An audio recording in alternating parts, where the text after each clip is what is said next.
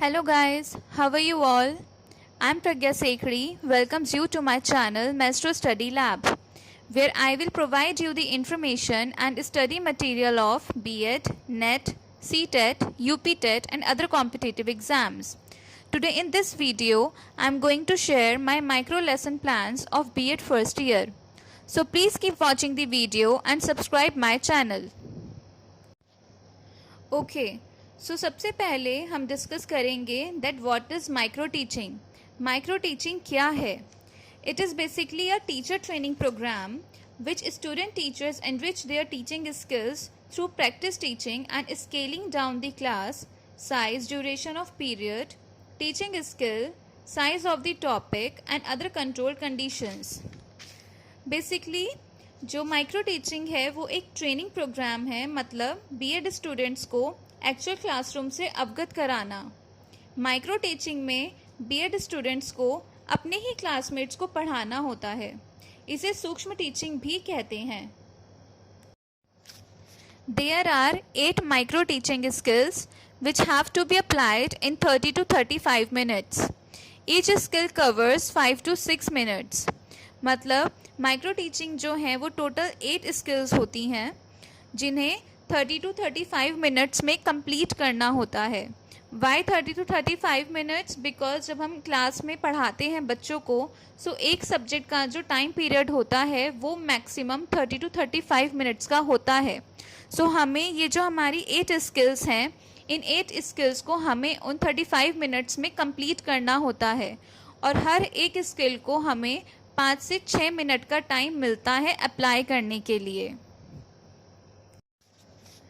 Now what are the steps of micro teaching? सबसे पहले हमें प्लानिंग करनी होती है कि हमें अपने माइक्रो टीचिंग के स्किल्स को कैसे फॉलो करना है. देन हमें बच्चों को पढ़ाना होता है. उसके बाद हमें फीडबैक मिलता है कि हमने कैसे पढ़ाया है. अगर हमने कोई भी मिस्टेक की है, कुछ भी हमारी स्किल में प्रॉब्लम आई है हमें पढ़ाने में, तो हमें फिर से रीप्लान करना होगा. देन उसके बाद हमें रीटीच करना होगा एंड हमें फीडबैक भी मिलेगा. तो इसी तरह ये माइक्रो टीचिंग का प्रोसेस चलता रहता है. ये जो माइक्रो टीचिंग साइकिल है ये हमें हर एक स्किल में फॉलो करनी होती है. जब हम अपने क्लासमेट्स को स्टूडेंट समझकर पढ़ाते हैं तो हमें हर एक स्किल को इसी साइकिल के अकॉर्डिंग फॉलो करना होता है. So this is my micro lesson plan notebook. हमें इस नोटबुक में जितनी भी हमारी स्किल्स हैं उन्हें लिखना होगा कि हम अपने क्लासमेट्स को किस तरह पढ़ा रहे हैं और अपनी स्किल्स को हम किस तरह से फॉलो कर रहे हैं. Now look at the index. You have to fill it according to your subject. आपको ये इंडेक्स अपने सब्जेक्ट्स के अकॉर्डिंग फिल करना होगा. मेरे सब्जेक्ट्स एसएसटी एंड कॉमर्स हैं. सो लेसन प्लान्स में आपको 6 to 8 क्लास के सब्जेक्ट्स पढ़ाने होते हैं. जैसा कि आप इस इंडेक्स में देख रहे हैं कि मैंने सोशल साइंस में 7th क्लास को लिया है, मतलब मैंने 7th क्लास के सब्जेक्ट्स उसके टॉपिक को मैंने यूज़ किया है अपनी स्किल्स के लिए. एंड कॉमर्स में मैंने 9th क्लास को लिया है. वाई?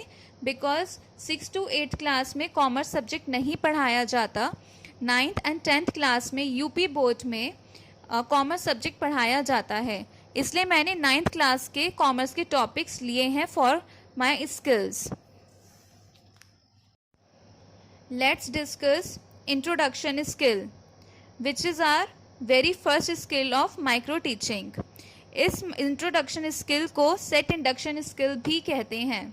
So सबसे पहले आपको ऊपर जो information है वो fill करनी होती है, like date. जिस भी दिन आपने इस skill को पढ़ाया है आपको वो date यहाँ पर mention करनी होगी. आपको subject लिखना होगा. देन आपको पीरियड लिखना होगा. दैट इज़ ऑफ कोर्स आप अपना एस्टिमेट लगाकर लिखते हैं, बिकॉज आप अपनी क्लास को पढ़ा रहे हैं तो आप कुछ भी एस्टिमेट लगाकर इस यहाँ पर पीरियड मेंशन कर सकते हैं. देन क्लास, आप जिस भी क्लास के टॉपिक को पढ़ा रहे हैं वो क्लास. देन टॉपिक, कि आपने कौन सा टॉपिक लिया है सब्जेक्ट का. एंड देन ड्यूरेशन, जैसा कि मैंने बताया कि आपकी हर एक स्किल 5 to 6 मिनट्स की होती हैं. सो हम यहाँ पर ड्यूरेशन 5 to 6 मिनट्स लिखेंगे. Now components of micro teaching skill. हर स्किल के अपने अपने कॉम्पोनेंट्स होते हैं. Number 1 maximum utilisation of previous knowledge, कि आपको बच्चे की प्रीवियस नॉलेज को अब करंट नॉलेज से लिंक करना है। आप जो भी बच्चे को टॉपिक पढ़ा रहे हो, आपको उस टॉपिक के लिए बच्चे की प्रीवियस नॉलेज को कनेक्ट करना होगा अपने न्यू टॉपिक से। Using appropriate techniques and teaching ads, आपको ज़्यादा से ज़्यादा टीचिंग एड्स यूज़ करने होंगे। मेंटेनेंस ऑफ कंटिन्यूटी, आपको लगातार बने रहना है अपने टॉपिक के साथ। Enhancement of interest and curiosity, बच्चों का जो इंटरेस्ट है वो भी बना रहना चाहिए। रेलिवेंसी ऑफ क्वेश्चंस, जो भी आप क्वेश्चंस बच्चों से पूछोगे वो आपके टॉपिक से रिलेटेड होने चाहिए, कुछ भी ज़्यादा कंफ्यूजिंग क्वेश्चंस नहीं पूछने चाहिए।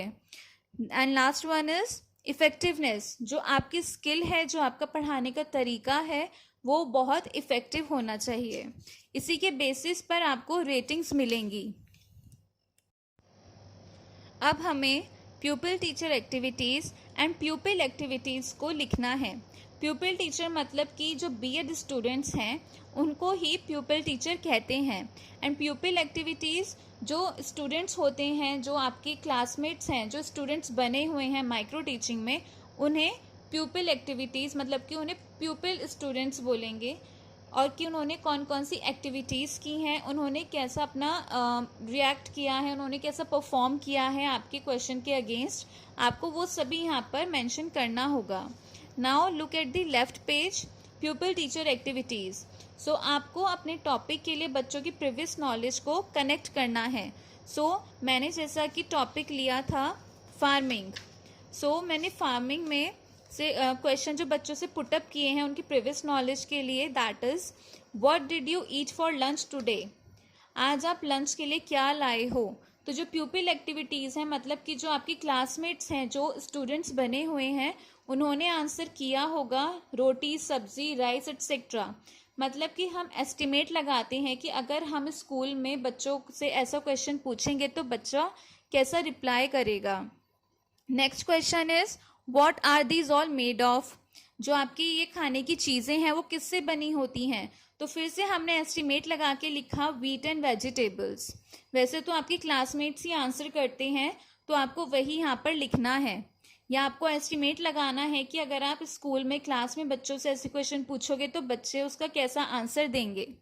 Third is who grows all this for us, wheat और वेजिटेबल्स कौन ग्रो करता है हमारे लिए। जो प्यूपिल स्टूडेंट्स हैं उन्होंने क्या आंसर दिया होगा, फार्मर। मतलब कि जो स्टूडेंट्स हैं वो क्या आंसर देंगे, farmer. Now how does the farmer do farming, जो किसान है वो खेती कैसे करता है। अब मैंने यहाँ पर लिखा पार्शियल रिस्पॉन्स, मतलब कि मैंने ये अंदाज़ा लगाया कि आधे बच्चों ने कुछ जवाब दिया होगा और आधे बच्चों ने कुछ और जवाब दिया होगा। स्टेटमेंट ऑफ एम, इसका क्या स्टेटमेंट बना, इसमें आप एक लाइन बच्चों को इंट्रोड्यूस करेंगे कि फार्मिंग क्या है। मैंने लिखा a farmer performs various steps from crop selection to harvesting, कि एक किसान खेती करने के लिए बहुत सारे स्टेप्स को फॉलो करता है और अनाज उगाता है। Today we will discuss about farming, ये हम बच्चों को स्टेटमेंट देंगे। जब बच्चा अपना पार्शियल रिस्पॉन्स देगा तो हमें लास्ट में बच्चे को ये एक सेंटेंस बोलना होगा that today we will discuss about farming. उसके बाद आप अपना टॉपिक पढ़ाना स्टार्ट करेंगे। जैसा कि आपने देखा कि मैंने बच्चे के प्रीवियस जो नॉलेज थी उसकी, या जो उसके आंसर्स हैं, उसी से मैंने क्वेश्चंस जनरेट किए और अपने टॉपिक तक पहुंची। इसी तरह आपको अपनी स्किल अपने सब्जेक्ट के अकॉर्डिंग बनानी होगी। What is rating scale, rating scale में टीचर्स आपको आपके स्किल के लिए रेटिंग्स देती हैं कि आपने कौन से कंपोनेंट को किस तरह परफॉर्म किया है, उसके अकॉर्डिंग आपको रेटिंग दी जाती है। आपने फर्स्ट पेज पर जो कंपोनेंट्स लिखे हैं इंट्रोडक्शन स्किल के, सेम कंपोनेंट्स आपको इस पेज पर भी लिखने होंगे। देन आपकी टीचर इन कंपोनेंट्स के अकॉर्डिंग आपने कैसा परफॉर्म किया है और आपने कितने इस कंपोनेंट्स को यूज़ किया है अपनी टीचिंग में, उसके अकॉर्डिंग आपको रेटिंग देंगी। एंड नीचे वो आपको कमेंट्स एंड सजेशन भी देंगी कि आपके कौन से कंपोनेंट में क्या कमी थी और आपको कहाँ पर इम्प्रूवमेंट की ज़रूरत है। इस तरह आपकी ये इंट्रोडक्शन स्किल पूरी होती है। आपको अपने सब्जेक्ट, अपने टॉपिक के अकॉर्डिंग बच्चे की प्रीवियस नॉलेज को आपके करंट टॉपिक के साथ लिंक करते हुए क्वेश्चंस पूछने हैं। सो नेक्स्ट स्किल है हमारी एक्सप्लेनेशन स्किल, जिसकी वीडियो जल्द ही मैं आपके साथ शेयर करूंगी। If you find this video helpful, then please do like, comment, share and subscribe my channel. Bye bye. Thank you. Stay home, stay safe.